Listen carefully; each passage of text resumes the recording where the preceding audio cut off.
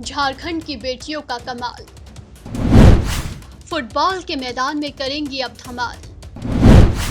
इनके संघर्ष से सफलता की कहानी है बेहद बेमिसाल। भारतीय फुटबॉल संघ ने झारखंड की बेटियों पर भरोसा किया है। यही वजह है कि फीफा अंडर 17 महिला वर्ल्ड कप 2022 की भारतीय टीम में उसने जिन 33 खिलाड़ियों को चुना है, उनमें 7 खिलाड़ी झारखंड से हैं।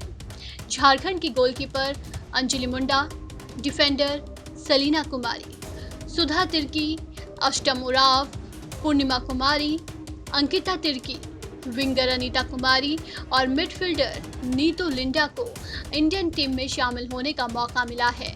इन सभी को नेशनल इंटरनेशनल लेवल की अलग अलग प्रतियोगिताओं में उनके बेहतरीन प्रदर्शन के आधार पर चुना गया है। लेकिन इन सातों के लिए यहाँ तक पहुँचना इतना आसान नहीं था। इनकी संघर्षों की कहानी सुनकर आप भी हैरान रह जाएंगे।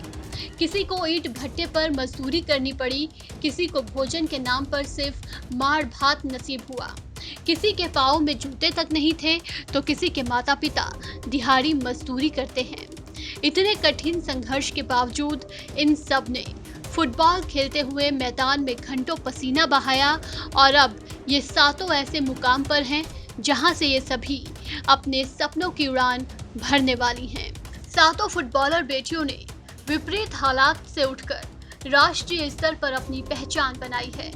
इनमें से नीतू लिंडा रांची से हैं। 9 साल की थी तभी मां गुजर गई। पिता दूसरे के खेतों में काम करते हैं तो बड़े भाई ईंट भट्टों में मजदूरी करते हैं। नीतू खुद भी ईंट भट्टों में मजदूरी करने जाती हैं। फुटबॉल में अपना करियर बनाने वाली अनीता कुमारी को भी इस खेल के लिए गांव वाले ताने मारते थे। यहाँ तक कि ट्रेनिंग सेशंस के दौरान कांच के टुकड़े भी फेंके जाते थे। गांव वाले ताने मारते थे कि गांव में अनीता हाफ पैंट पहनकर घूमती है, मां मजदूरी करती है।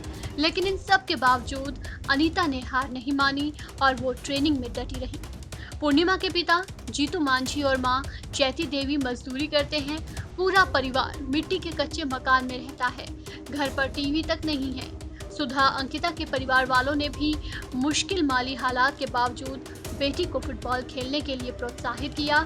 सलीना कुमार और अंजलि मुंडा ने भी कम संसाधनों के बावजूद फुटबॉल के मैदान पर चमक बिखेरी और अब इंडियन कैंप में हैं। झारखंड की सातों बेटियों ने आर्थिक कठिनाइयों की वजह से कई संघर्षों का सामना कर बड़ा मुकाम हासिल किया है। इन पर न सिर्फ झारखंड को गर्व है बल्कि पूरा देश इनके हौसलों को सलाम कर रहा है। अब सिर्फ ये देखना बाकी है कि ये लड़कियां क्या मेन टूर्नामेंट के लिए अंतिम 23 सदस्य टीम में शामिल हो पाती हैं या नहीं। हालांकि इंडिया कैंप के लिए चुना जाना भी इन सभी लड़कियों के लिए किसी बड़ी उपलब्धि से कम नहीं है। इस खबर में फिलहाल इतना ही। तमाम अपडेट्स के लिए बनी रहिए वन इंडिया के साथ।